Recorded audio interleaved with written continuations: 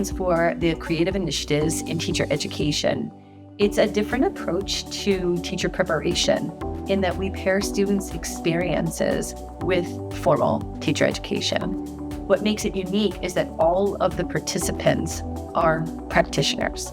They are either paraprofessionals or conditionally hired teachers who are already in the classroom, gaining a day-to-day experience, who need certification.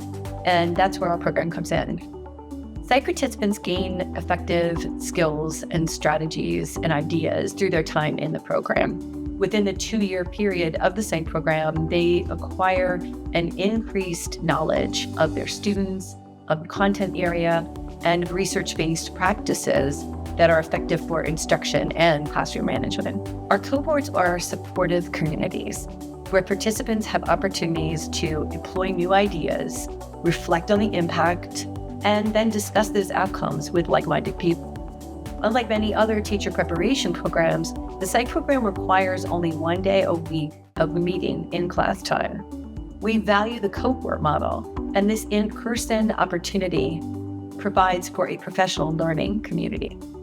I love that I get to see the beginning of the classroom experiences that they have as a paraeducator or as a newly hired teacher, and I get to observe their evolution in becoming effective and confident elementary classroom teachers.